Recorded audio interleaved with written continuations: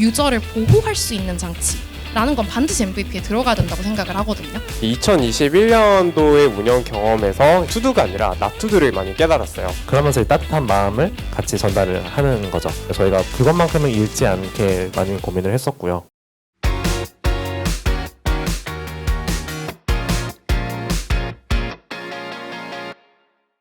일부 프로젝트 다가에는 프로젝트 다같이 과정 회고하기라고 해서 IT 프로덕트를 함께 만들어 나가는 하나의 팀과 프로젝트를 회고하는 시간이에요. 오늘이 바로 첫 번째 시간인데요. 먼저 이제 함께 해주시는 팀을 소개하려고 합니다. 혹시 네트리를 꾸며줘 서비스 사용해 보신 분 계신가요? 손 들어보실래요?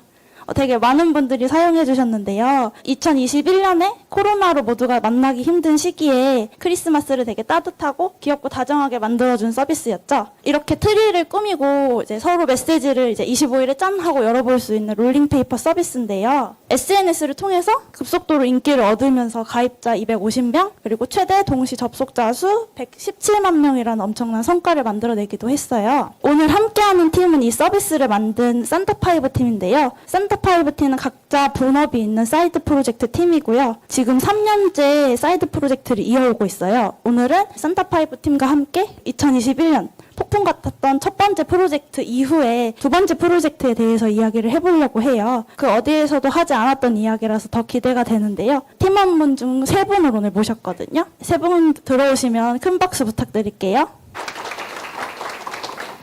네, 반갑습니다. 저는 이예찬이라고 하고요. 처음 산타파이브 팀을 이제 구성한 사람이고 백엔드 개발을 또 여기서 담당을 했었습니다. 반갑습니다.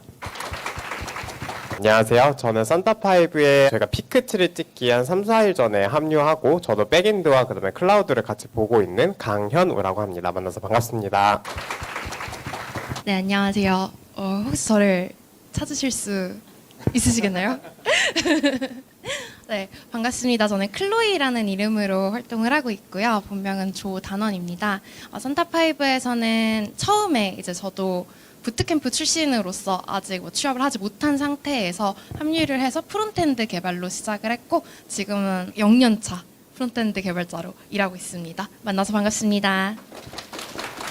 네, 오늘 이렇게 산타파이브 팀이 온다고 해서 사전 저희가 질문을 받았는데요. 되게 많은 분들이 질문을 남겨주셨어요. 2021년 첫 번째 프로젝트 당시의 일을 되게 궁금해하시는 분들이 많더라고요. 질문들을 오늘 강연에 조금 녹여서 같이 이야기를 해보려고 했거든요. 그래서 빠르게 질문에 답해가면서 폭풍 같았던 첫 번째 프로젝트에 대해서 얘기를 해볼게요. 첫 번째 프로젝트 당시에는 이렇게 인기를 얻을지 생각을 못하셔서 트래픽이 많이 몰릴 걸 예상을 못하셨다고 들었는데요. 그때 첫 배포 후에 트래픽 초과 문제가 발생했을 때는 이제 기술적으로 어떻게 대응을 하셨나요? 당연히 저희가 이렇게 트래픽이 몰릴 거라고 예상을 했던 프로젝트도 아니었고 저희는 이제 트래픽이 몰리는 순간 서버는 이제 503을 이렇게 띄우면서 서버가 이렇게 죽었죠. 기술적으로 그때 이렇게 해야지 라고 했던 건 아니었고 뭔가 우당탕탕 저희도 이제 막 쿼타 같은 클라우드 쪽에서 걸려있는 쿼타 리밋이나 그런 것들도 찾아보면서 뭐 서버 쪽에 올렸던 걸 서버리스로 전환도 해보고 반대로 이제 뭐 DB 같은 경우에는 서버리스 쪽에 쿼타가 좀 걸려있다 보니까 쿼타를 이제 좀 늘릴 수 있는 프로비전 DB 이런 모델링 방식으로도 좀 옮기면서 배포하고 4-5번의 서버 마이그레이션을 좀 했었어요. 거의 1-2주 안에 그렇게 5번 정도의 마이그레이션을 했었고 그 이후에 저희가 이제 막 스케일링도 미리 다 늘려놓고 해서 25일날 그렇게 트래픽을 받았던 부분이 있었던 것 같습니다. 짧은 시간 동안 되게 고생을 많이 하셨을 것 같은데요. 기술적인 대응뿐만 아니라 운영적인 어려움도 이제 사람들이 몰리면서 분명 있었을 것 같아요. 급격하게 유저 수가 늘어나면서 서버비도 되게 비용 부담도 천문학적으로 늘어났다고 들었는데요. 네, 이렇게 어느 정도의 비용이 발생을 했었는지, 그 비용은 어떻게 해결하셨는지. 보시는 것처럼 지금 이틀 차에 저렇게 막 올라갔거든요. 처음에 저희가 자정쯤에 릴리즈를 했는데 자정에서 한 새벽 2시 정도까지 잠깐 또 쓰시다가 그 다음날 이렇게 갑자기 폭발적으로 증가를 한 거예요. 정말 어떻게 손을 쓸 수도 없이 정말 증가를 해가지고 정말 감당 가능하냐 이런 얘기만 나오다가 저희 그때 얘기하지 않았어요? 그 사이드 프로젝트 할 때 각자 얼마까지 각출할 수 있냐. 아, 맞아. 나 10만 원까지는 가능할 것 같다. 5명이니까 50만 원 내로 가능하겠다. 이런 얘기 했었어요. 맞아. 그건 진짜 어느 정도까지 감당할까. 솔직히 저는 어차피 그냥 뭐 제가 팀 모았고 하니까 그냥 그냥 뭐 내가 내 돈으로 그냥 내보면 되지 않을까 이렇게 생각을 했었는데 감당이 정말 불가능할 정도로 해가지고 제가 딱 어느 날 봤는데 800만 원이 찍혀 있는 거예요. 지금까지 쓴 비용이. 그래가지고 이거 좀 큰일이다 싶어가지고 후원이라도 받아보자 해가지고 후원을 열었었고요. 그런데 또 후원 받다가 이거만으로는 안 되겠다 싶어서 광고도 좀 불이 나게 또 모집을 했죠. 그 다음에 이제 광고가 다 끝나고 나서는 다행히도 좀 많은 분들 도와주셔가지고 좀 남는 이제 이런 비용들은 다 이제 운영비를 제외하고 다 기부를 하게 되었습니다.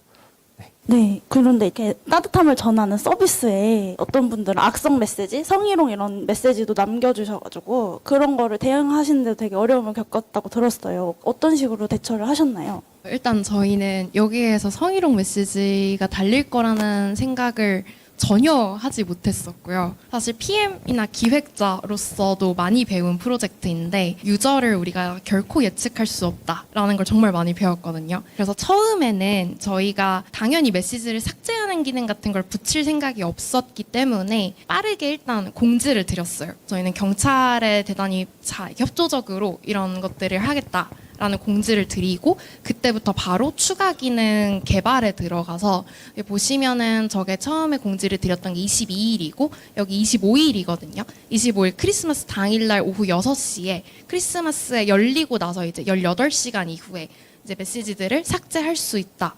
라는 기능을 붙여가지고 배포를 했던 것 같아요.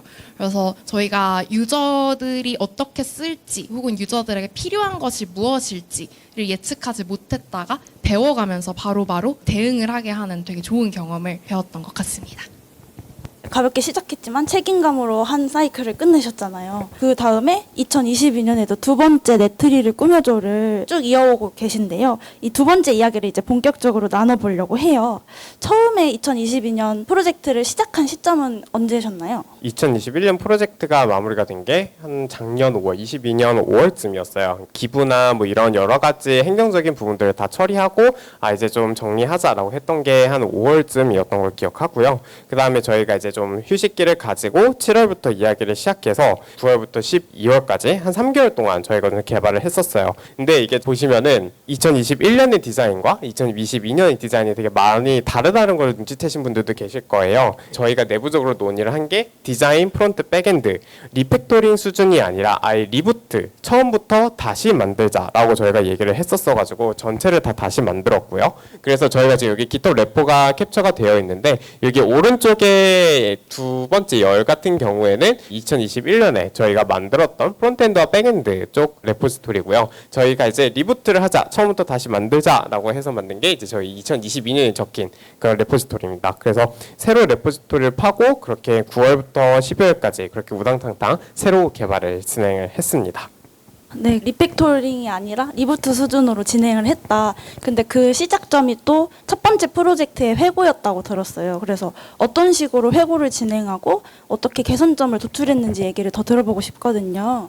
요거는 저희가 2022년에 한 2021년 회고의 캡처예요. 빨간색이 아쉬웠어 요거, 파란색이 이렇게 해봐요인데요. 저희가 21년에 적었던 부분들을 남겨놨다가 2022년에 회고를 할 때 21년 회고의 것들을 리뷰를 해보자 라고 했던 거거든요. 그래서 여기 보시면 저희가 저 부분을 캡처를 해서 가지고 온 다음에 실제로 피드백을 한 거예요. 멘탈 관리, 과분한 사랑과 부담감을 우리가 잘 버텨보자 라고 해서 22년 회고 때 우리 이거 했을까? 라고 해서 잘했다. 스티커도 붙여보고 우리의 상태를 못 돌아본 점, 이거 되게 못했다. 이런 것도 해보고 22년 회고도 같은 템플릿으로 했어요. 근데 이거는 이제 23년에 올해의 프로젝트를 마친 다음에 똑같이 이렇게 리뷰를 하면서 쌓아갈 예정이에요. 그래서 여러분들도 혹시 회고를 할 때 사실 회고가 일회성으로 끝나는 경우들이 많잖아요. 근데 이 회고의 사이클을 한 번 더 돌아보고 회고를 리뷰해보는 것도 되게 좋은 경험인 것 같아서 한 번 더 소개를 드리고 싶었습니다. 정말 회고를 되게 진하게 하신 게 느껴지는데요. 이제 이 외에 또 이제 유저 인터뷰도 진행하셨다고 들었어요. 네, 맞아요. 저희 디자이너분들이 되게 적극적으로 리딩을 해서 유저 인터뷰를 진행을 해주셨는데 이거를 기반으로 올해 기획이 바뀐 부분이 되게 많거든요. 첫째로는 바뀌지 않아야 될 부분들을 찾는 것이 우선이었어요. 그래서 저희가 갖고 있는 컨셉 중에 따뜻한 메시지를 전하고 그게 크리스마스에 열린다. 그리고 그 과정에서 오너먼트를 골라서 남길 수 있다. 라는 부분은 사람들이 되게 사랑을 해주셨던 코어 컨셉이기 때문에 여기는 변하지 않고, 그렇다면 우리가 어떤 부분을 더 개선할 수 있을까라는 부분들을 유저 인터뷰를 통해서 되게 많이 받았거든요. 작년에는 뭐가 불편했냐? 로그인 과정에서 로그인 아이디를 잊어버리는 경우들이 되게 많았다 라고 해서 제일 먼저 소셜 로그인을 붙이자는 얘기가 나왔고, 그 다음에는 트리에 이제 메시지를 비공개로 받게 되었었는데 내가 받은 메시지를 다른 사람들에게 공유하고 싶은 부분도 있었고, 그리고 또 이제 팬 트리 같은 경우에는 어떤 연예인이나 내가 좋아하는 사람 캐릭터들에게 어떤 메시지를 남기는 거기 때문에 다 같이 공유를 하는 것이 있었어요. 그래서 이건 저희가 갖고 있는 따뜻한 메시지를 남긴다라는 거에 비공개라는 게 꼭 핵심 컨셉은 아니잖아요. 그렇기 때문에 공개 여부를 설정할 수 있도록 하고, 마지막으로 캡처를 해서 올리는데 내 트리랑 다른 사람들 트리가 너무 비슷해 보여요 라는 이야기가 많았기 때문에 트리 커스텀을 하자라고 결정을 했어요. 사실 공수가 가장 많이 갔던 거긴 한데 저희는 전혀 생각하지 못했던 이슈였는데 이제 유저분들의 인터뷰를 통해서만 알 수 있었던 개선 지점이었던 것 같아요. 두 번째 프로젝트도 쉽지 않은 시간을 보내셨을 것 같은데, 이렇게 개선할 거나 각자 기대하는 바를 충족시키려면 사실 크리스마스라는 데드라인 되게 명확한 프로젝트잖아요. 이 한정된 기간 내에 아이디어가 끝없이 나올 것 같은데 그 가운데서 의사소통하면서 우선순위는 어떻게 정하셨는지도 궁금합니다. 저희도 사실 고민을 되게 많이 했는데요. 저희가 작년에는 MVP에 대한 얘기를 되게 많이 했어요. 실제로 맨 처음 프로젝트는 메시지를 읽는 기능이 없이 그냥 배포가 되었거든요. 왜냐면 그때 메시지를 읽는 기능과 쓰는 기능을 담당했던 프론트가 둘이 달랐는데, 이제 읽는 기능을 하신 분이 크리스마스 일주일 전에 코로나에 걸리셨어요. 그래가지고 이거 읽기까지 다 해가지고 내면은 이미 24일이겠다.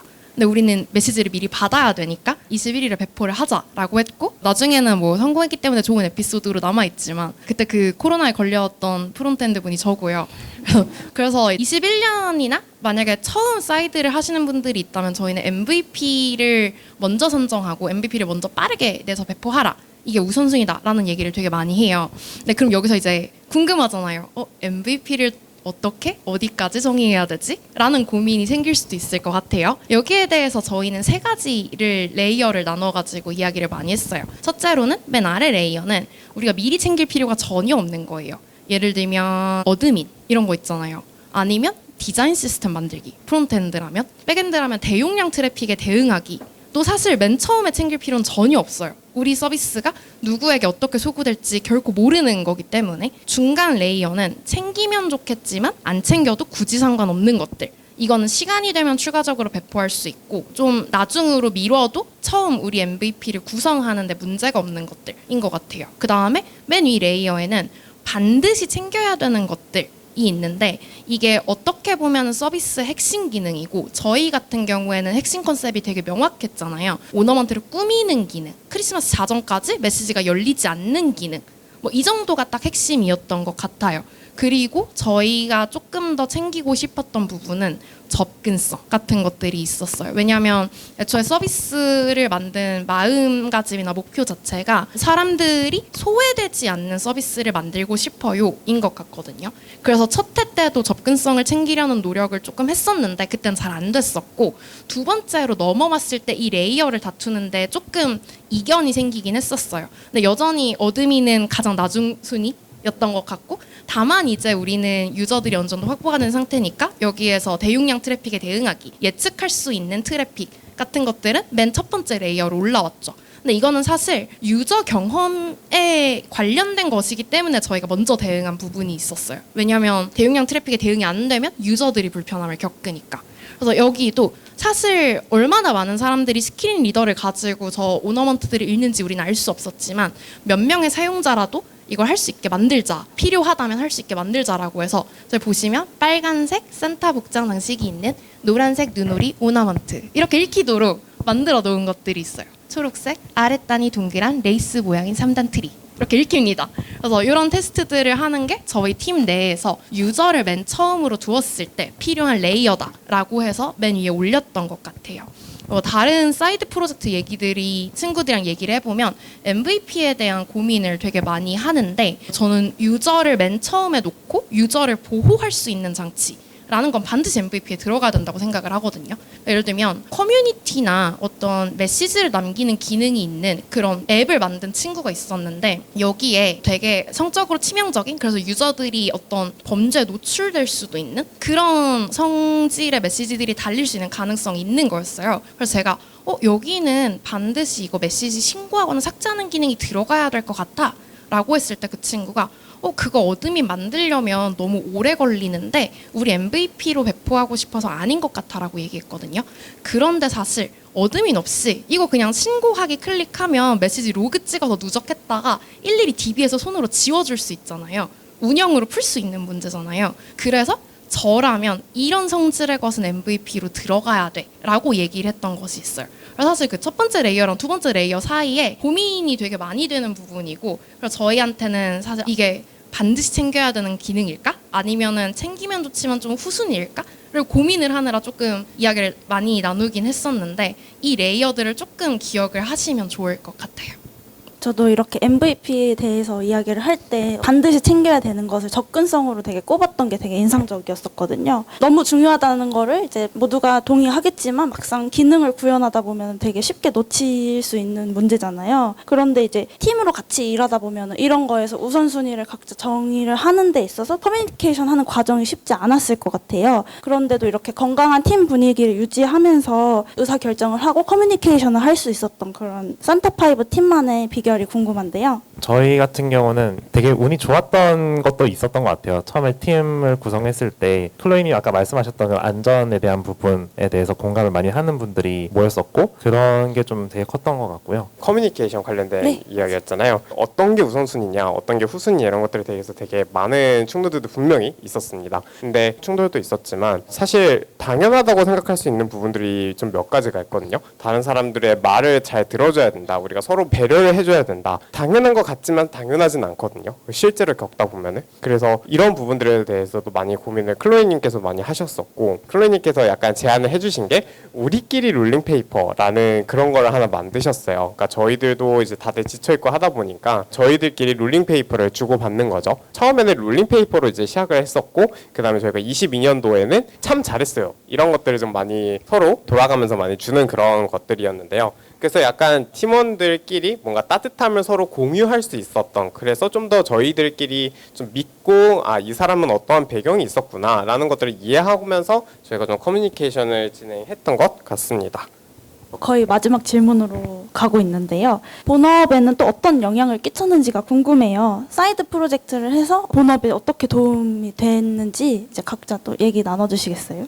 일단 사실 2021년도의 운영 경험에서 투두가 아니라 나투두를 많이 깨달았어요. 저희가 이제 회사에서 쓰는 기술 스택과 산타파이브에서 쓰는 기술 스택이 거의 동일했는데요. 그러니까 사실 뭔가 사이드 프로젝트라고 하는 게 뭔가 실험적인 것들을 많이 해보잖아요. 그래서 저희가 이제 현업에서 도입하지 못했던 실험적인 것들을 이제 선택을 했었는데, 그걸로 인해서 저희들이 이제 나중에 마이그레이션 여러 번 하게 되는 그런 뼈아픈 고통들이 좀 많이 있었어요. 그런 경험들을 팀 내부, 저희 현업에 있는 백엔드 팀 내부들한테 이거는 하지 말자. 내가 이걸 이렇게 사이드 프로젝트 해봤는데 500이 뜨더라, 503이 뜨더라, 약간 이런 식으로 나투들을 많이 얻어갔었고, 또한 이제 트래픽이 많이 몰렸을 때 어떻게 대처할 수 있는지에 대한 방안에서는 사실 투두 쪽으로 많이 넘어갔죠.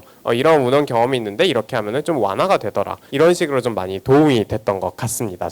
저도 회사에서 백엔드를 같이 이제 보고 있는 사람 입장으로서 회원님 말씀에 되게 공감을 많이 하고 있고, 저도 대부분 그런 느낌인 것 같아요. 또 하나 이제 본업에 영향이 있는 게 있다면은 제가 산타파이브를 했다는 거를 알고 저희 회사에 지원해 주시는 분들이 종종 생긴다는 점 정도가 좀 다른 것 같습니다. 저는 프론트엔드 기술적인 부분과 기술 외적인 부분 두 가지를 얘기를 할 수 있을 것 같은데요. 사실 산타파이브가 하는 네트리를 꾸며줘 같은 경우는 프론트엔드 기술적으로 그렇게 도전적인 프로젝트는 아니긴 해요. 매년 하는 것들이 대부분 크루드로 비슷하기 때문에, 그래서 기술적으로 아주 많은 대용량 트래픽을 프론트엔드에서 받아낸다 이런 게 아니잖아요. 대신에 빠르게 바뀌고 있는 프론트엔드 트렌드를 실험적으로 적용해 보기가 되게 재미있는 부분이에요.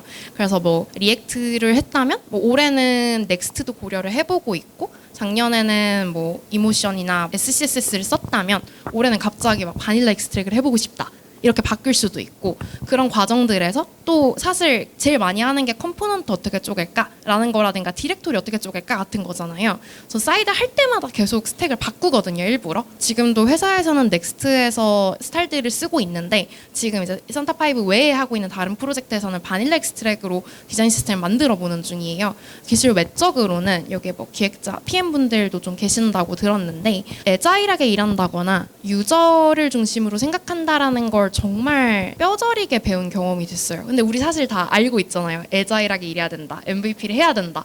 근데 그게 정말 앞에 오면 너무 욕심이 많이 생기거든요. 이거 될 것 같고 이거 필요한 것 같고 이렇게 해야 될 것 같고 내가 생각하는 유저는 이렇게 움직일 것 같고 같은 것들.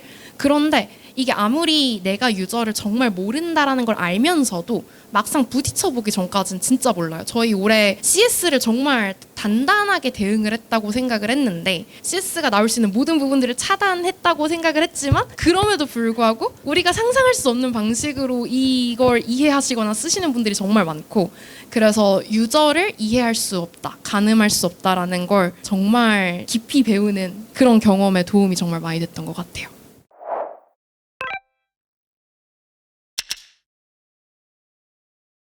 저희가 처음에는 정말 타깃이 없었어요. 그리고 주로 그들이 개발자들일 거라고 생각을 했어요. 왜냐하면 개발자 트위터 커뮤니티에서 모인 사람들이기 때문에. 근데 의외로 인스타를 통해서 되게 많이 퍼졌고요. 처음에 저희가 GA를 봤었을 때 맨 처음 트래픽은 트위터가 되게 많았었는데 트위터로 돌다가 인스타에서 그 인스타 챌린지 있잖아요. 내 트리를 보여줘 막 이런 거 하면서 인스타 유입이 되게 많았고 예상하지 못하게 나이대가 어린 분들이 정말 많이 쓰셨는데 이게 GA에는 아마 18세 미만은 그게 잘 안 잡힐 거예요. 그래서 저희가 계측하지 못하고 3분의 1 정도가 10대들이었다는 점이 되게 놀라웠고 나머지 3분의 1 정도가 20대 주로 여성분들 그리고 나머지가 의외로 되게 많은 다양한 연령층들이 섞여 있었던 것 같아요. 그래서 올해 저희가 타깃으로 했던 꿈의 유저는 BTS 중에 한 분만 써달라.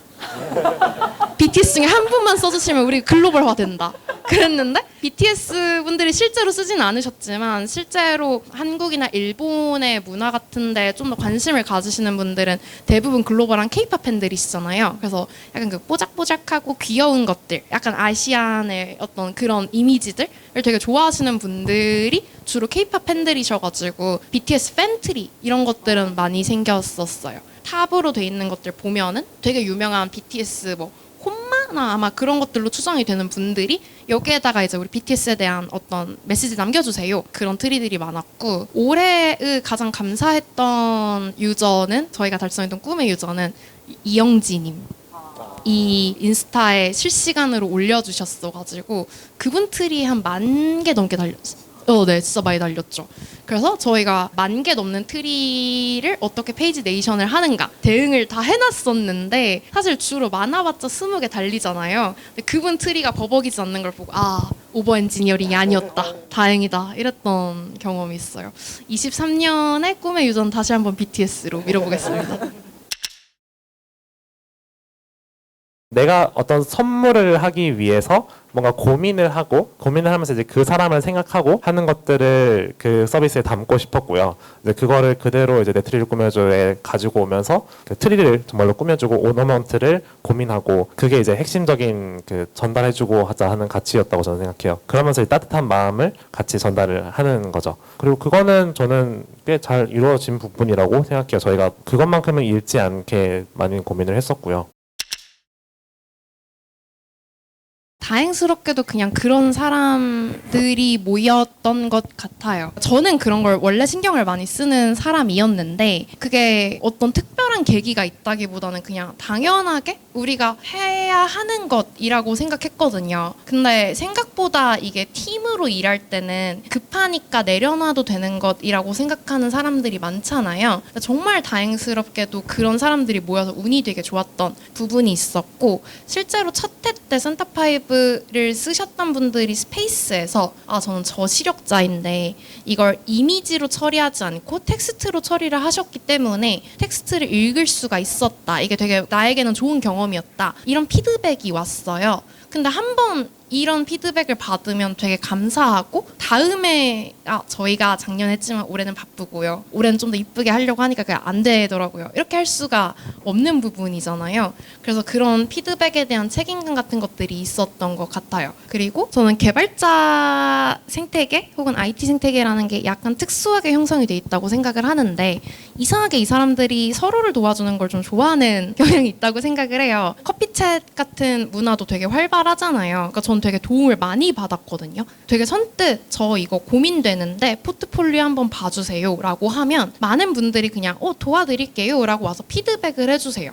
저희가 맨 처음에 이 프로젝트를 하다가 너무 어려웠을 때 되게 많은 분들이 이거 인프라적으로 힘들면 누구한테 부탁해요. 이거 뭐 어려우면 내가 도와드릴게요 라는 얘기를 되게 많이 했어요. 실제로 후원도 정말 많이 들어왔었거든요. 그래서 저희가 사실 후원을 안 받고 처음부터 광고를 붙였으면 좀 마음의 양심에 가책이 없이 그냥 광고 수익 남았네? 이랬을 수도 있었을 것 같아요. 근데 너무 많은 분들이 기꺼이 후원을 해주시고 그럼 저희가 그 후원을 받은 돈을 저희 가질 수 없는 거잖아요. 그래서 기부를 하게 되는 것들도 있는데 정말 운이 좋았고 내가 지금 여기에서 하고 있는 것이 오직 나만의 힘으로 하는 게 아니다라는 감각을 저는 항상 가지고 있어요. 저는 운이 좋게도 부트캠프에 가서 배울 때 주변 사람들의 도움을 많이 받아서 좋은 결과물을 낼 수 있었고 성장을 했다라는 생각을 하면 반대로 내가 다른 사람들에게 그렇게 연결되어 있는 것들에 대해 어떤 영향력을 줄 수 있고 그 사람들이 다시 나에게로 돌아오고 하는 이 생태계의 일부라는 감각이 좀 큰 것 같아요. 사실